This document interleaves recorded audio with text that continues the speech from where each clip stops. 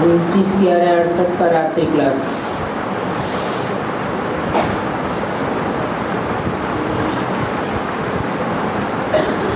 बल कोई आते हैं, बहुत अच्छा ओपिनियन लिख करके जाते हैं, ये तो बहुत अच्छा है, तो भी कई कहेंगे हम इससे टैली नहीं करते हैं, क्योंकि शास्त्रों को बहुत मानते हैं और तुम लोग शास्त्रों को नहीं मानते हो।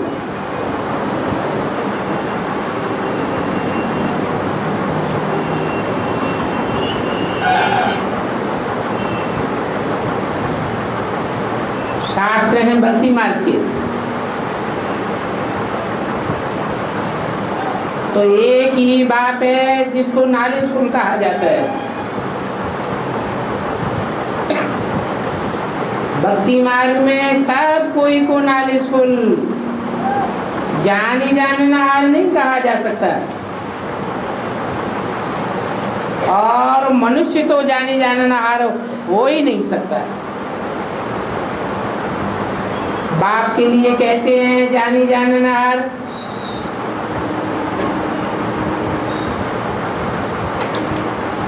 लेकिन जानी जाननहार वो क्या है, कौन है, ये नहीं जानते, समझते नहीं।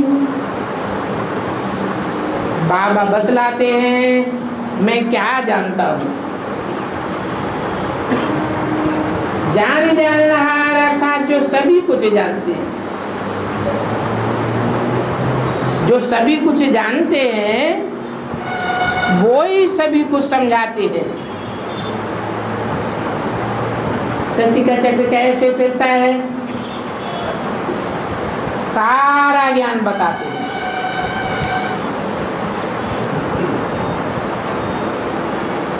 सृष्टि के आदि मध्य अंत की नाली कृष्ण को तो होती नहीं है, वो तो जन्म मरण के चक्र में आता है, गर्भ से जन्म लेता है,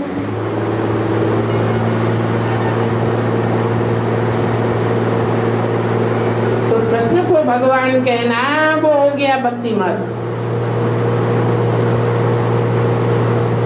भक्त तो सभी हैं,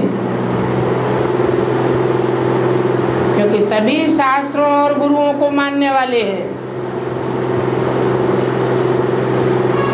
वो शास्त्र और गुरु कभी भी सदगति नहीं दे सकते। तुम बच्चों को मालूम हो गया है इस झाड़ के कितने पत्ते हैं। पत्ते वृद्धि को पाते रहते हैं, आखिरी इस झाड़ का अंत होता है।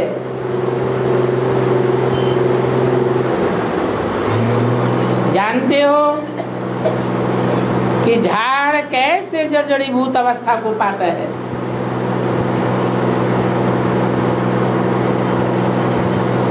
और वो भी तुम जानते हो कि इसका फाउंडेशन तो है ही नहीं।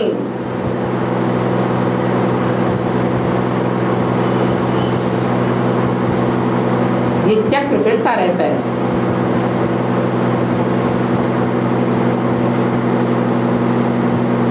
मनुष्य सृष्टि की आय को भी वो लोग नहीं जानते।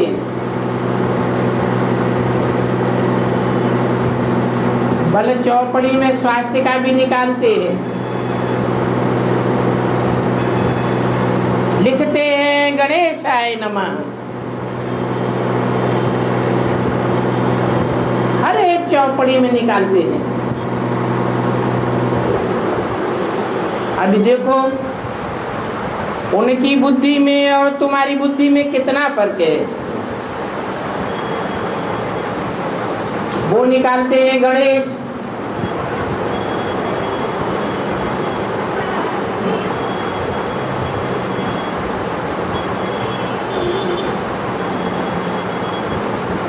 पांव एक तरफ जाते हैं, ऊर्जा दूसरी तरफ जाती है, सूर्ण दूसरी तरफ जाती है। अब है तो वो आसुरी मत,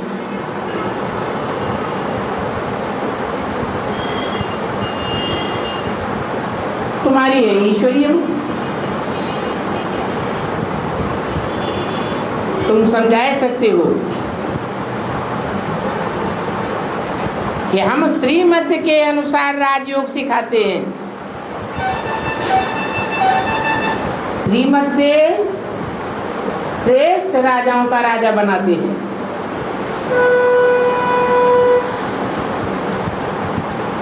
और श्रेष्ठ से श्रेष्ठ मत मिलती ही है संगम युग पर। तो तुम अभी संगम युगी ठहरे। संगम पर फिर कृष्ण कहाँ से आवेगा?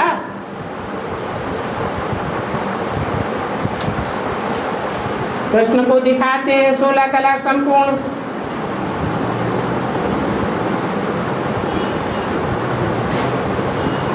कृष्ण जयंती और शिव जयंती एक साथ दिखाई देती है। अभी तुम तो जानते हो कि कृष्ण जयंती जरूर होनी है।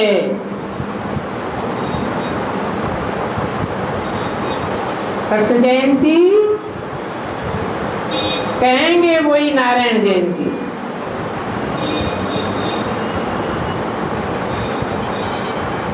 नारायण का और कोई समाचार नहीं देते हैं।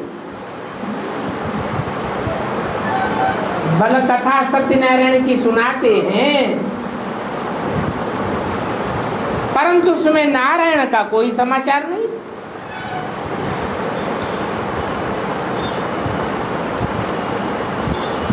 अभी बाप कहते हैं मैं नई दुनिया स्थापन करने के लिए नई नॉलेज देता हूं, फिर भी ये दुनिया पुरानी तो जरूर होनी है। इस पुरानी दुनिया को नया बनाने वाला एक ही बाप ठहरा, और वो बाप की नॉलेज तुम्हारे पास है। इसको समझने के लिए आते तो बहुत हैं, और आकर के अच्छा अच्छा कह करके भी जाते हैं। तुम बच्चे समझते हो हम जो सर्विस करते हैं वो कल पहले भी ऐसे करते थे और ऐसे ही उसकी रिजल्ट निकली थी। कल्प कल्पांतर ऐसे ही रिजल्ट निकलती रहती है, और आस्ते आस्ते वृद्धि को पाते जाते हो। मेहनत तो होती है। जिसने जिसने सुना वो प्रजा तो जरूर बनती है। संस्था वृद्धि को पाती जाएगी, बहुत वृद्धि को पाए जाएंगे तो सभी की आंखें खुल जाएंगी। बच्चे जानते हैं तार में भी समाचार गया है, तार भी छपेंगी और मैगजीन्स भी छपेंगी। तुम समझते हो हम बारिया से हैं? दिल्ली पर घेराव डाल रहे हैं।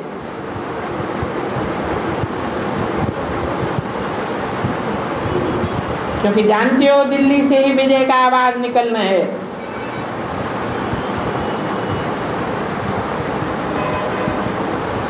तुम भी कोशिश करके दिल्ली के बड़ों बड़ों को हाथ करते हो।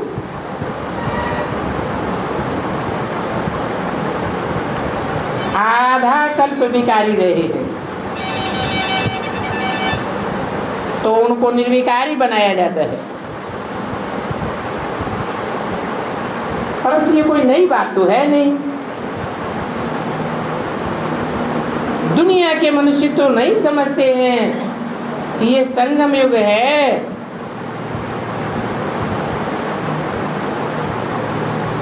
तुम बच्चों को भी माया संगम युग बुलाई देती है।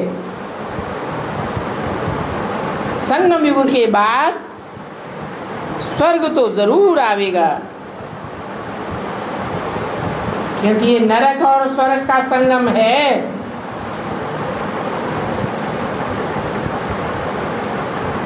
तो तुम्हारे अंदर खुशी भी रहनी चाहिए कि हम स्वर्ग में जा रहे हैं, परंतु माया वो खुशी नहीं रहने देती। संगम युग याद है तो बाप भी जरूर याद आवेगा।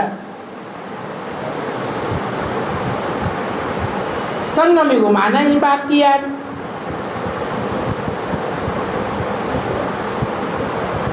उस याद को ही माया भुलाई देती है। सारा दिन याद नहीं रहता। बाप के साथ साथ संगम युग भी याद नहीं रहता। बाप तो कहते हैं मुझे याद करो, उसे भी भूल जाते हैं, तो संगम युग कैसे याद पड़ेगा? संगम युग और ही नई चीज है। बाप तो फिर भी पुरानी चीज है। 63 जन्म बाप को याद करते रहे,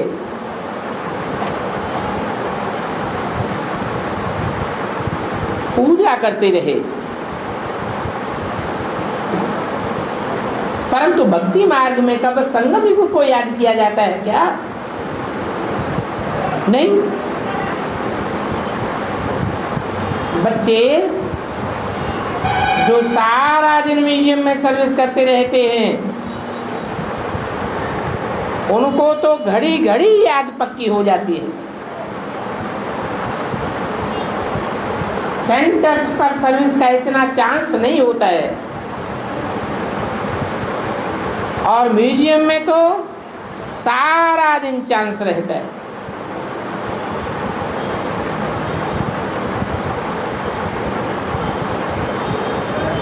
वो हमारा बाप है, सुप्रीम टीचर है, गुरु है, ये याद भी नहीं ठहर सकती।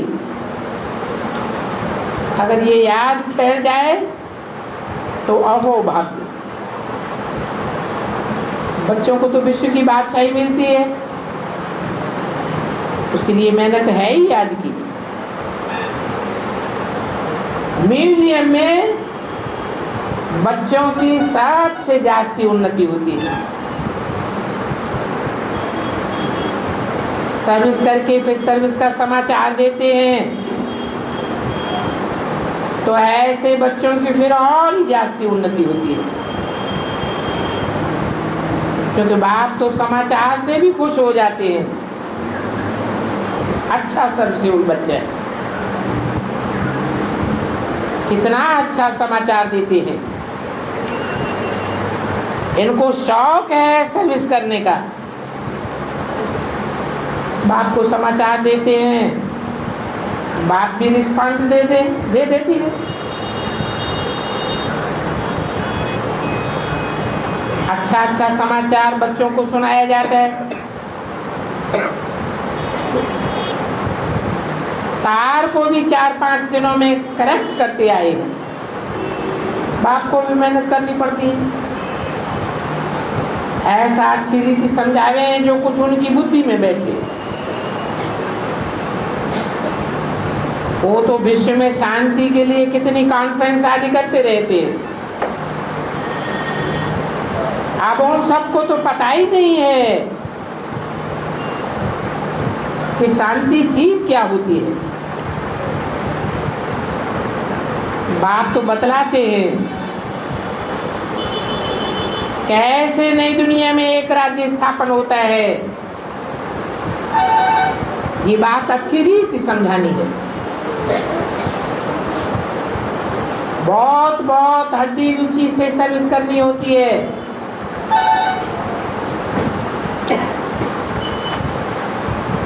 29/11/68 की वाणी का दूसरा पेज। ऐसे तो सर्विस भी होती है और साथ साथ डिस सर्विस भी होती है। क्योंकि महारथियों पर ही माया वार करती है, वार करती है तो डिससर्विस भी जरूर करते होंगे।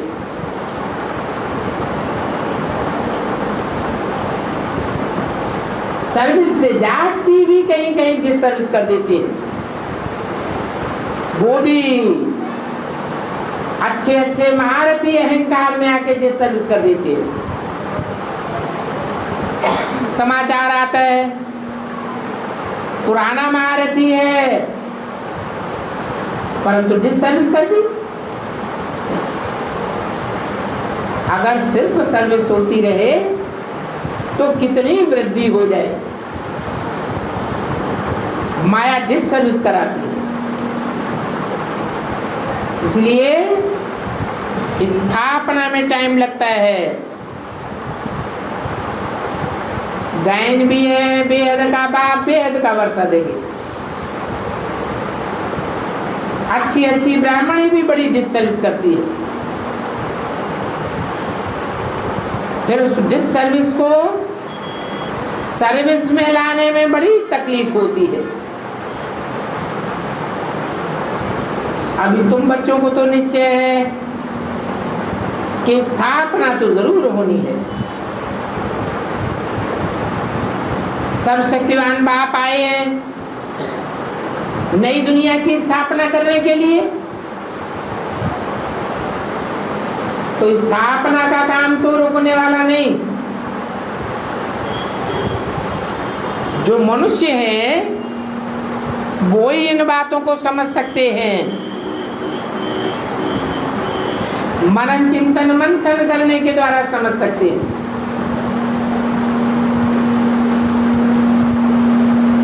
देवताएं तो समझेंगे नहीं, जानवर बुद्धि है वो तो कैसे समझेंगे। तो बताते हैं कि जो नहीं समझ सकते वो जानवर बिसर है, और वो जानवर बुद्धि इतना उच्च पद पा भी नहीं सकते। ये भी ड्रामा में नूद है। आगे कहते थे ईश्वरीकरण करावनहार है।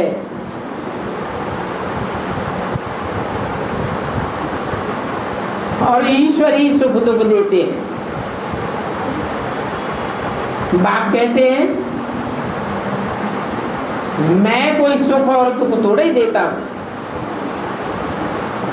ड्रामा प्लान अनुसार स्वतः ही होता है। हाँ, सबकी प्लानिंग के ऊपर बाप की प्लानिंग विजय पाती है। सबकी प्लानिंग मिट्टी में मिल जाएगी। ये सब रहेंगे ही नहीं। ये ड्रामा की भाभी बड़ी विचित्र है। समझते भी हैं विनाश जल्दी होने का है,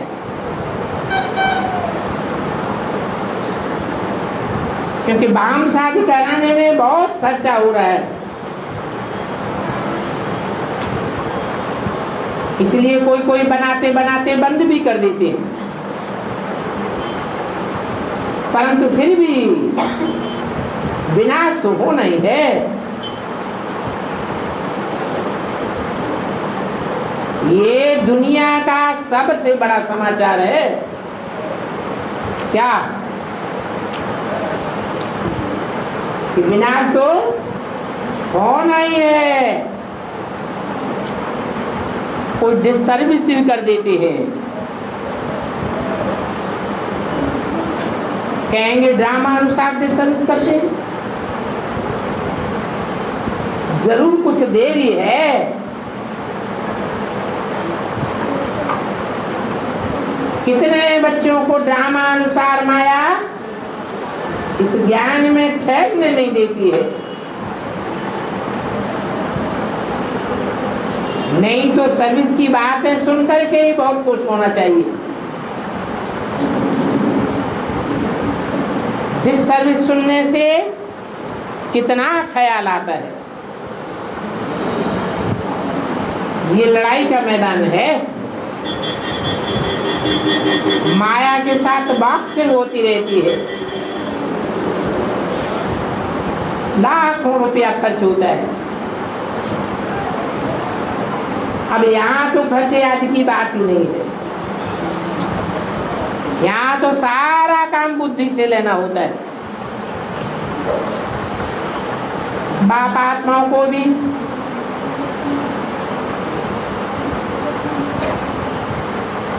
समझाते हैं, इनको भी समझाते हैं। जैसे बाप को नॉलेज मिली है, ये मनुष्य सृष्टि का बाप है ना, वैसे तुम बच्चों को भी मिलती है। अविनाशी बाप से अविनाशी वारसा मिलता है, वर्षा मिलता है ऊंच पद पाने का, फिर भी तुम नीचे तो उतरते हो। सुख मिलता है तब उनको याद किया जाता है, सुख पड़ता है तब सुख का टाइम याद आता है।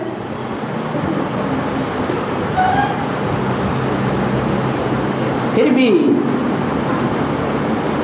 ये तो जानते हो नीचे तो उतरना पड़ता है। बात कितना सहज समझाते, और अनेक ने तो बार समझाया होगा। तो फिर बच्चों को इतना याद भी रहना चाहिए, विचार होता रहता है। ये आबू एक दिन बहुत जोर से भर जाएगा,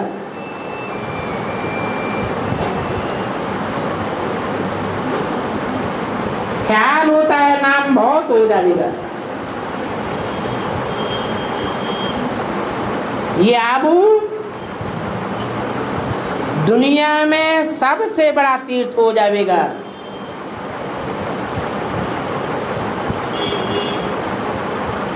बड़े तीर्थ और छोटे तीर्थ की पहचान क्या है?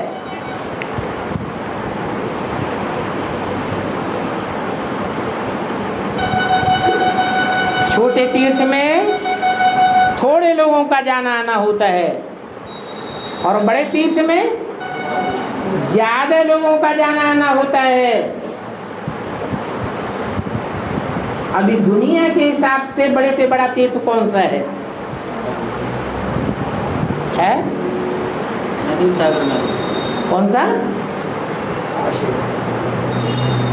जोर से बोलो।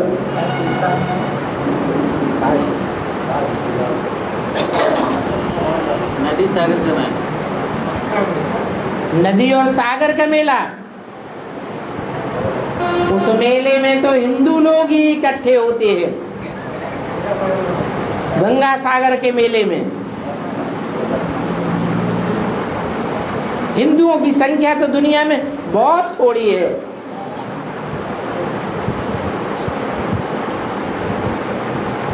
तो दुनिया में ऐसा स्थान कौन सा है जहां बड़े से बड़ी तादाद में लोग इकट्ठे होते हैं?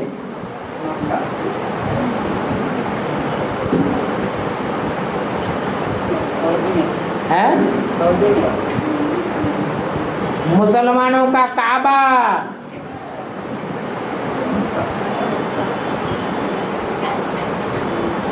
ज्यादा संख्या भी मुसलमानों की है, लेकिन एक टाइम ऐसा आएगा कि दुनिया के हिंदू हो, मुसलमान हो, सिख हो, ईसाई हो, सभी धर्मों के लोगों की आंख कहाँ डूबेगी? आबू में डूबेगी।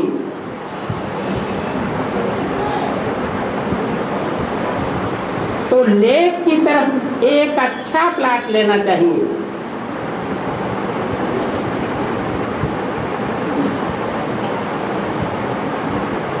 जैसे हरिद्वार में ढेर जाकर के बैठते हैं,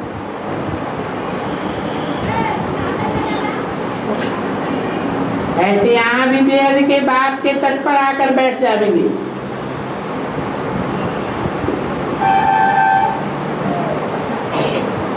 ये सबसे बड़ा तीर्थ हो जाएगा और तुम बहुत अच्छा बनावेंगे। घड़ी घड़ी आकर के लोग सुनेंगे और समझेंगे कि तो कहेंगे रिफ्रेश होने के लिए कोई जल्दी आते हैं, कोई देर से आते हैं। आगे चल करके बहुत जल्दी जल्दी आवेंगे।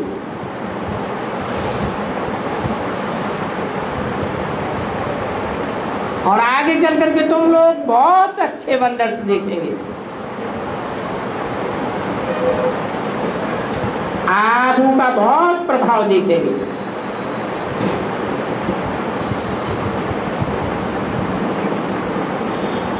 बाकी तुम बच्चों को दैवी गुण भी धारण करने हैं।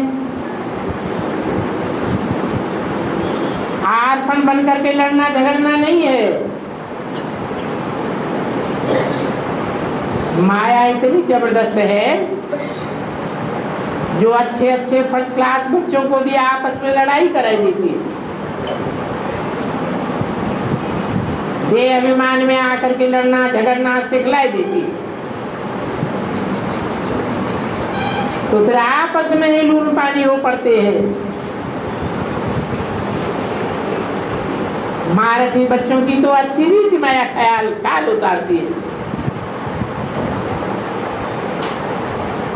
ऐसे मत समझो कि हम तो बहुत होशियार हैं। समझ लेना चाहिए कि बहुत होशियार कोई माया पछाड़ती है। देह अभिमान में आने से बाप को भूल जाते, नहीं तो ऐसे मीठे मीठे बाप को तो भूलना नहीं चाहिए। स्त्री पति को भूलती है क्या? पति मर जाता है तो उनके शरीर को याद करती रहती है। ये तो बेहद का बाप तुमको पढ़ाए रहे। बाप कहते हैं मैं तुमको विश्व का मालिक बनाता हूं, फिर भी तुम मुझसे मुझे याद नहीं करते हो। माया भुला करके कोई ना कोई उल्टा काम कराई देती। चूहे की मिसल माया ऐसा काटती है जो पता भी नहीं पड़ता है। इसलिए बाप फिर भी कहते रहते हैं अपन को आत्मा समझ मुझे याद करो और औरों को भी कल्याण करते रहो। बाप का पैगाम दे, दैवी गुण धारण कराओ। परंतु ड्रामा अपने अनुसार देखा जाता है कि बच्चों को कम पद ही पाना है। तो बाप भी क्या कर सकते हैं? कल्प कल्प नहीं पढ़े हैं तो अभी भी नहीं पढ़ेंगे। सिद्ध हो जाता है कि ये आगे कल्प में भी नहीं पढ़े थे। इनकी चलन ही ऐसी है। नाम रूप देश काल चलन सब जीव की त्यों है जैसी कल्प पहले थी। कल्प कल्प का पुराना स्वभाव है और कल्प कल्प ऐसे ही चलती रहे। अच्छा, ओम शांति।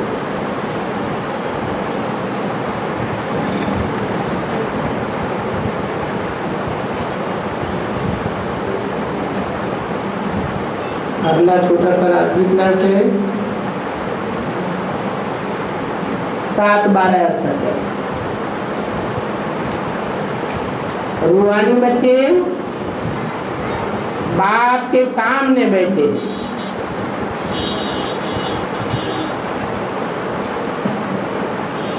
हैं है तो भले जिस्म के साथ,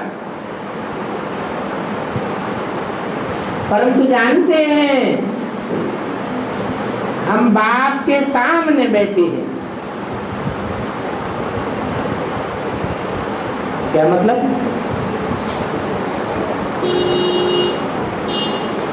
जिस्म के साथ ही सामने बैठा जाता है या बिना जिस्म के भी सामने हो सकते हैं?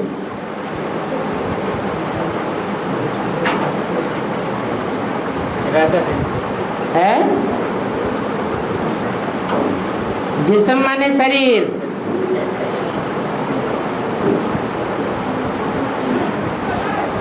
भूत प्रेतों को शरीर तो नहीं देखने में आता है, परंतु वो भी सन्मुख और विमुख होते हैं।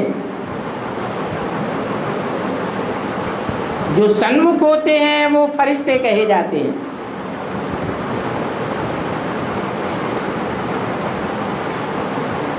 आत्मिक स्थिति है तो जरूर सन्मुख है, देवान की स्थिति है तो जरूर विमुख है।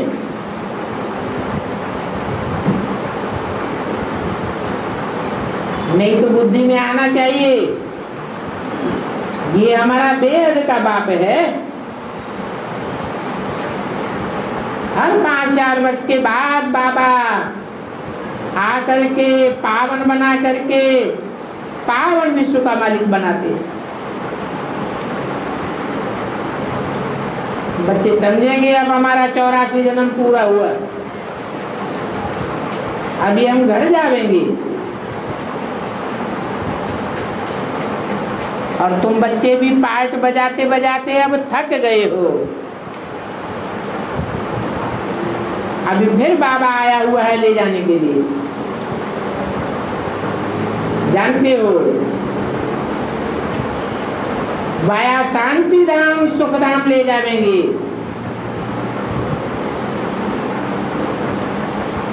तो बहुत सहज बात बाप समझाते हैं। कलयुग माना ही दुख धाम,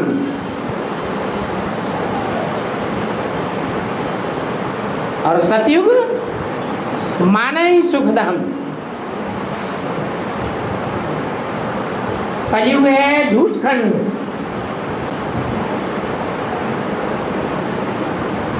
झूठ खंड में दुखी योग। सतयुग है सचखंड, सच्चाई होगी तो सुख जरूर होगा।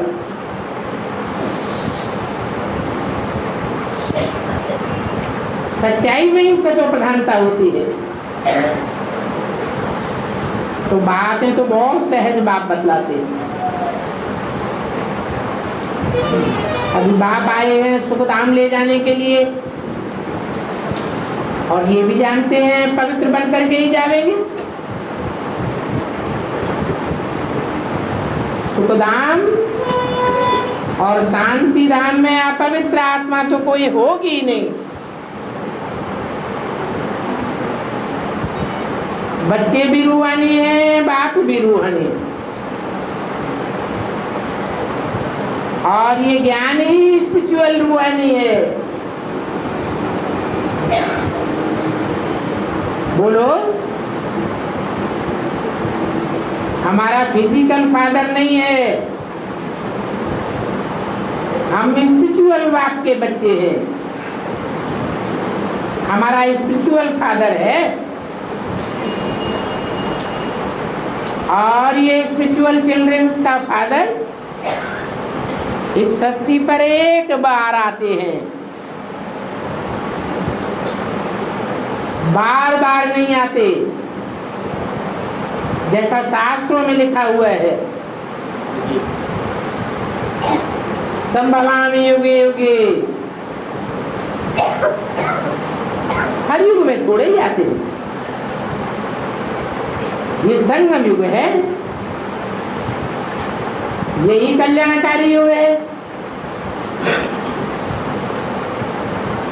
जहाँ कलयुग बदल करके दुखधाम बदल करके सुखधाम बनता है। ये पुरुषोत्तम युग है। पुरुषों को उत्तम से उत्तम पाठधारी बनाने वाला युग है। तुम बच्चे 84 जन्मों में जो पाठ बजाते हो,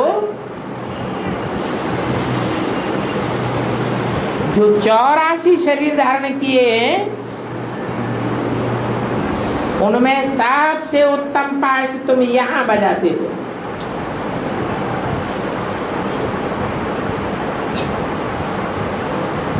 और ये पाठ भी भारत में ही होता है। ये संगम युग भी भारत में ही होता है। और दुनिया में नहीं गाया जाता, भारत में ही गाया जाता है। इस पुरुषोत्तम युग में पुरुष अर्थात आत्मा को उत्तम से उत्तम पाठधारी बनाया जाता है।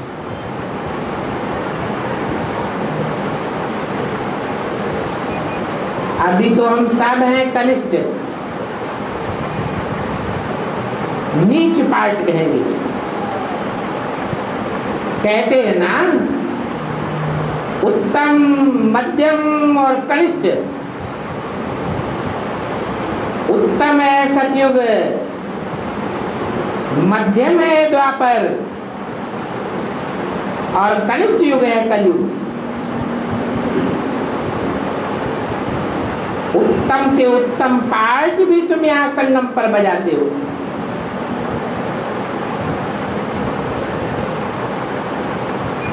और कनिष्ठ से कनिष्ठ पाठ भी तुम यहाँ संगम पर बजाते हो।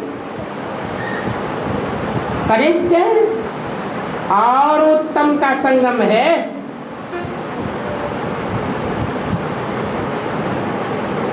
इसलिए बाप कहते हैं, अच्छे से अच्छे देखना हो तो यहाँ देखो, और बुरे से बुरे देखना हो तो यहाँ देखो।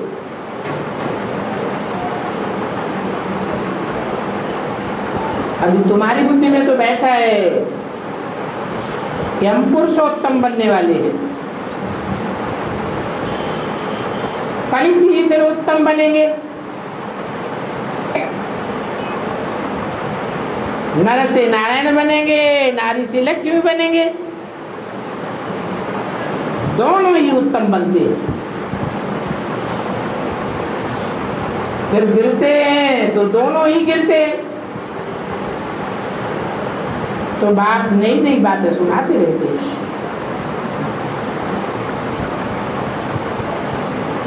ये ज्ञान सिर्फ बाप ही आकर के देते हैं।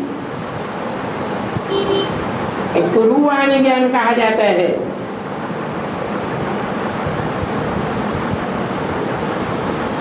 ज्ञान का सागर एक ही बाप है।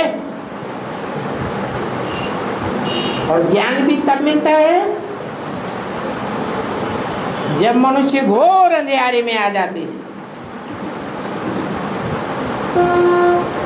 कितनी सहज बातें हैं। ब्राह्मणियों का काम है रोज तुमको नई नई बातें सुनाना, रोज बाप के बताए हुए पॉइंट्स बताना। इस संगम युग को बहुत महत्व दिया जाता है। संगम में ही स्पिरिचुअल नॉलेज सिर्फ स्पिरिचुअल फादर ही देते हैं, और हम हैं उनके स्पिरिचुअल चिल्ड्रंस। स्पिरिचुअल फादर हम चिल्ड्रंस को स्पिरिचुअल नॉलेज देते हैं और सतो प्रधान बनाने की युक्ति बताते हैं। पहले पहले ये शिक्षा देनी है कि तुम आत्मा हो, फिर बताना है आत्माओं का बाप है शिव बाबा, वो तो सदा ही पवित्र रहते हैं। आत्माएं पवित्र भी बनती हैं, अपवित्र भी बनती हैं।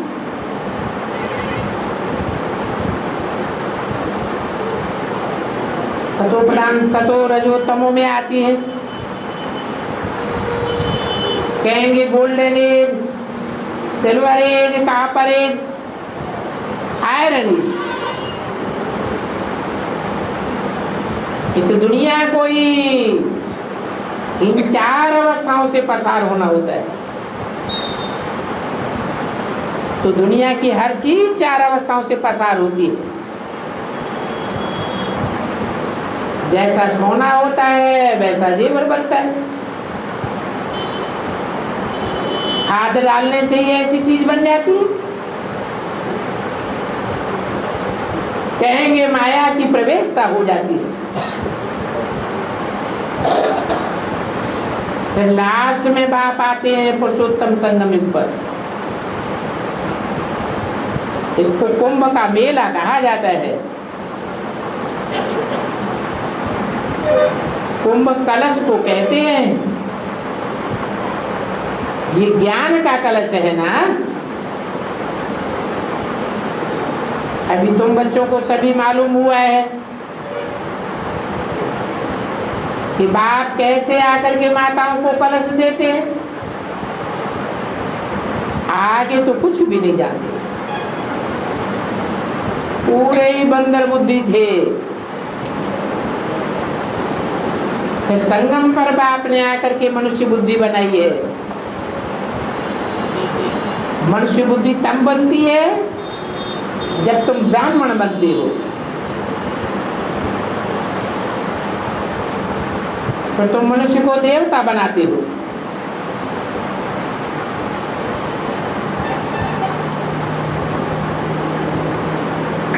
तुम पढ़ करके देवता बनते हो। समझाने कितनी सहज है। और ये बात पक्की पक्की समझानी है कि स्पिरिचुअल नॉलेज स्पिरिचुअल फादर में ही हो सकती है। सत्य के आदि मध्य अंत को वो ही जानते हैं। क्यों जानते हैं? जन्म चक्र में नहीं आते हैं। क्योंकि वो जन्म मरण के चक्र में नहीं आते हैं। और आत्माएं तो सब जन्म मरण के चक्र में आती है। तो पूर्व जन्म का भूल जाते हैं। अभी तुम ये बातें पढ़ करके देवता बनते हो।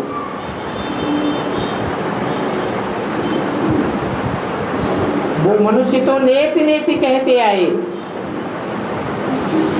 मनुष्य होकर ड्रामा के आदि मध्य अंत को न जाने तो वो क्या काम के रहे। उनको समझाया है कि हर एक आत्मा को अपना अपना पार्ट मिला हुआ है। एक का पार्ट न मिले दूसरे से।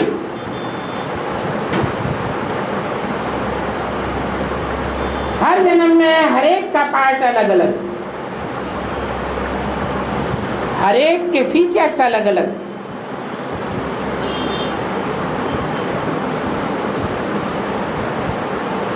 फीचर्स बदलते जाते हैं और पार्ट भी बदलते जाते हैं। आत्मा कितनी छोटी है, कितना पार्ट बजाती है। इस छोटी सी आत्मा में इतना सारा पार्ट भरा हुआ है। तो समझा जाता है कि आत्मा भी वंडरफुल है तो आत्माओं का बाप भी वंडरफुल है। ये सारी सृष्टि कैसे वृद्धि को पाती है, ये सभी बातें बाप बैठ समझाते हैं।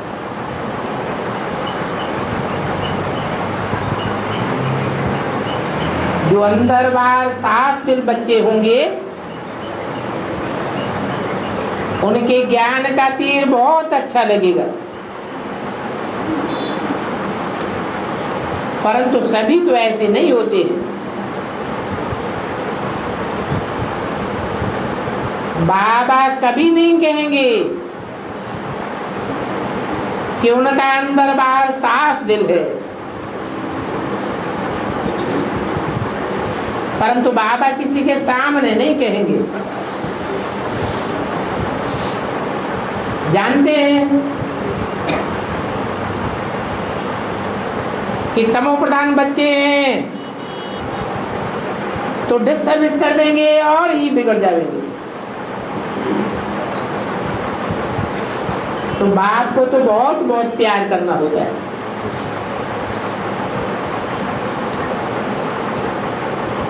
ये दिलवाड़ा मंदिर भी यादगार बना हुआ है।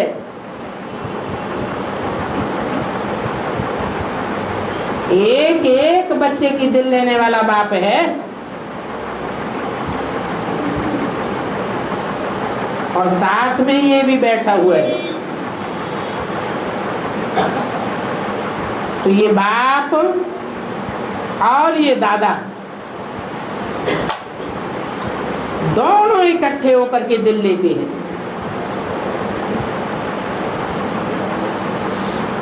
ये तुमको मशीन मिलती है श्रृंगार करने के लिए,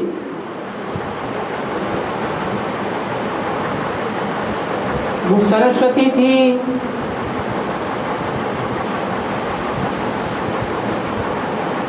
ये ब्रह्मपुत्री है।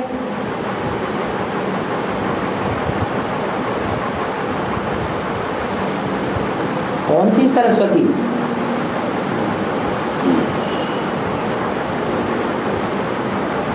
वो सरस्वती थी। पास्ट को याद किया, किसको याद किया पास्ट में? तब की मुरली है 68 में। कोई पास्ट में पार्ट बजाने वाले पार्टदारी को याद किया, वो सरस्वती थी। कब तक थी? अरे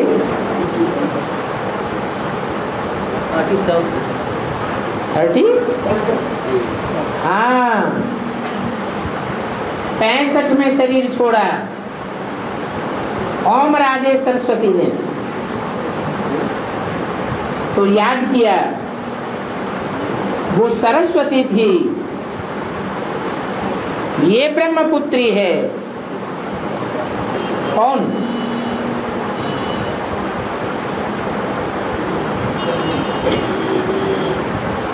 अरे ब्रह्मा बाबा शरीर छोड़ते हैं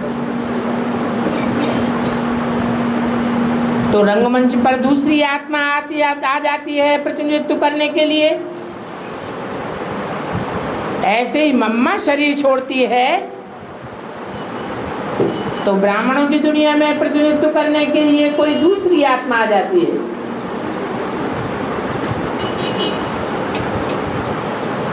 इसकी ओर इशारा किया।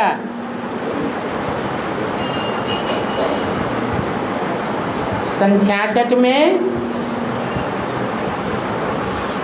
गुजरात का पहला पालड़ी सेंटर स्थापन हुआ था।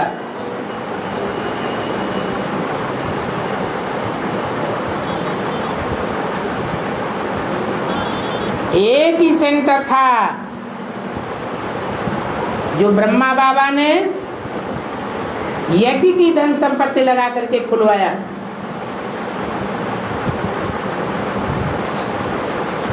मानो कि राजा विक्रमादित्य के द्वारा सोमनाथ मंदिर की स्थापना हो गई। जिस सोमनाथ के लिए बोला है, सोमनाथ के साथ सोमनाथनी भी जरूर होगी। तो सोमनाथनी का पाठ बजाने वाली पार्वती माता के लिए ये बोला, ये ब्रह्मपुत्री भी है, वो सरस्वती थी। अब बताओ दोनों में बड़ा कौन?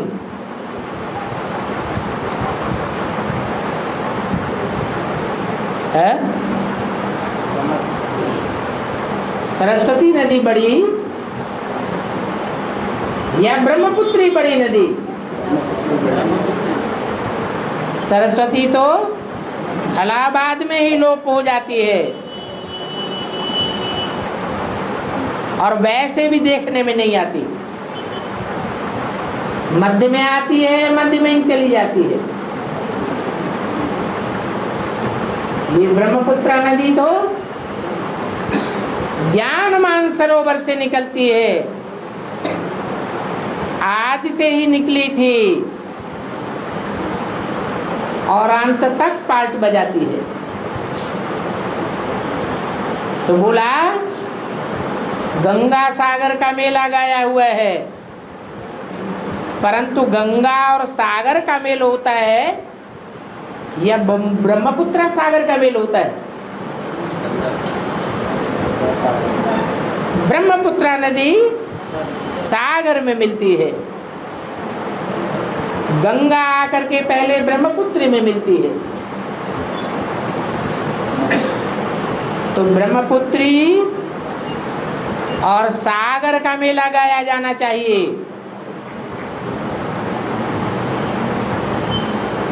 परंतु ज्ञान गंगाओं का गायन है। ब्रह्मपुत्र में बड़े बड़े स्टीमर्स आते हैं,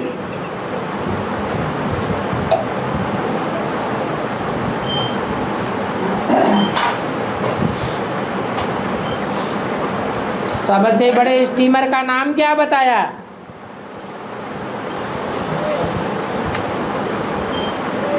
मुरली में कोई स्टीमर का नाम बताया है?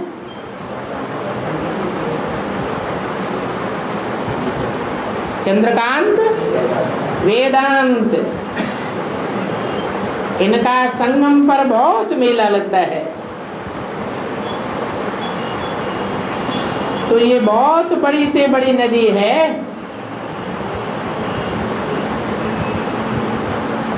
ये है सर्व की सदगति करने वाले शिव बाबा का स्थान।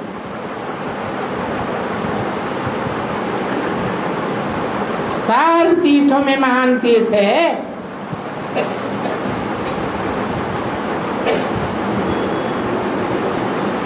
थोड़े ही समय में आबू का बहुत नाम हो जाएगा।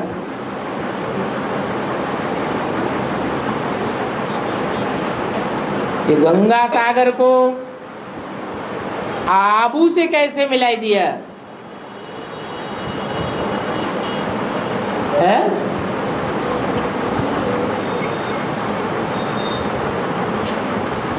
सागर में जब ये नदियां जाकर गिरती हैं तो ढेर सारा कचरा इकट्ठा होकर इन नदियों में जाता है। उस कचड़े को ही बू कहा गया है, जो सागर से जाकर मेल खाता है। वो है हद का कचड़ा। ये है बेहद आत्माओं की बात, जो ऊंच से ऊंच पार्ट बजाती हैं और नीच से नीच पार्ट भी बजाती हैं। तो ये बेहद का आबू तीर्थ है।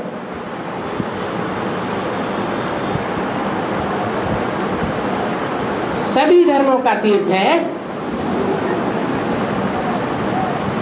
ऐसे नहीं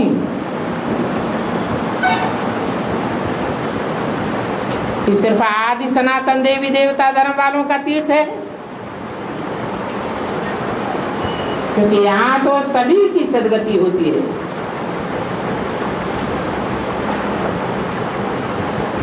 अखबारों आज में आवाज हो जाएगा। अभी तो आबू का इतना नाम नहीं है।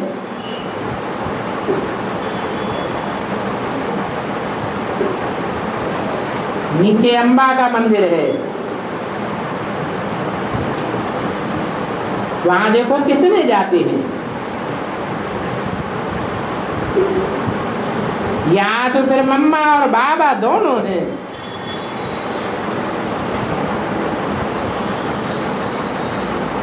अंबा पर बहुत मेला लगता है।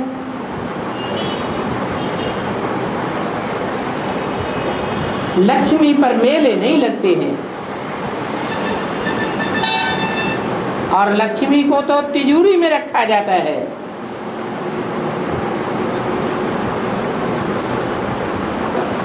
समझते हैं इनको तिजोरी में रखेंगे तो धन बहुत वृद्धि को पावेगा। सेफ्टी में रखा जाता है।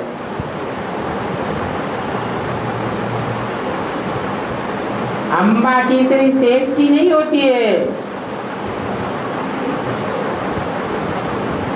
और लक्ष्मी की बहुत सेफ्टी करते हैं। वास्तव में किस बात की सेफ्टी है?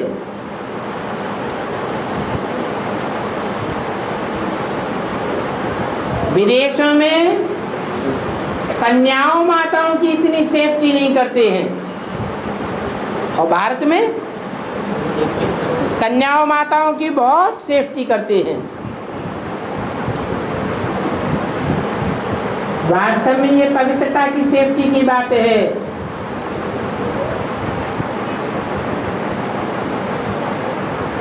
भारत सबसे पवित्र देश है। भारत माता का बहुत मान है, परंतु मेले जगदम्बा के बहुत लगते हैं।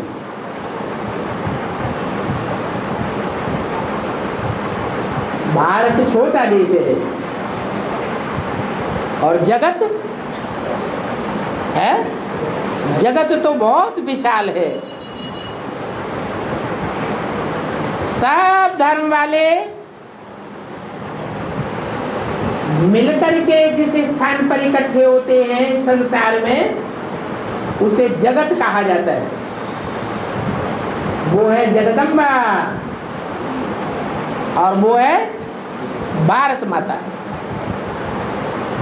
भारत माता की यादगार है कन्याकुमारी और जगदम्बा की यादगार है अधर कुमारी।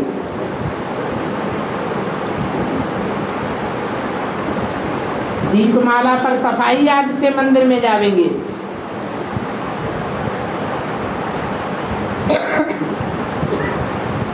वहां जाकर के पैसा मांगेंगे। वो भक्ति मार्ग की बातें हैं।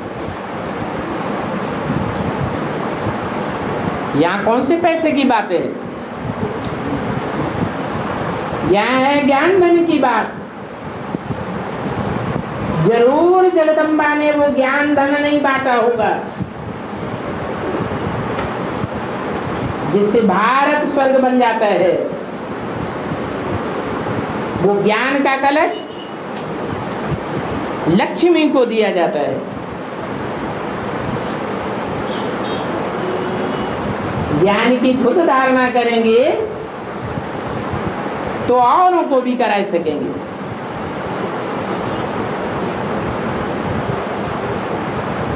अभी बाप के पास आकर के बच्चे तृप्त हुए। आत्मा 21 जन्म के लिए तृप्त हो जाती है। सतयुग में तुम जन्म बाई जन्म आत्मा बनकर के रहते हो। त्रेता में भी अपन को आत्मा समझते हो, तो आधा कल्प तुम आत्माभिमानी रहते हो और आधा कल्प देह भान में आते हो। तो ये सुख और दुख का खेल है। आधा समय सुख और आधा समय दुख। ओम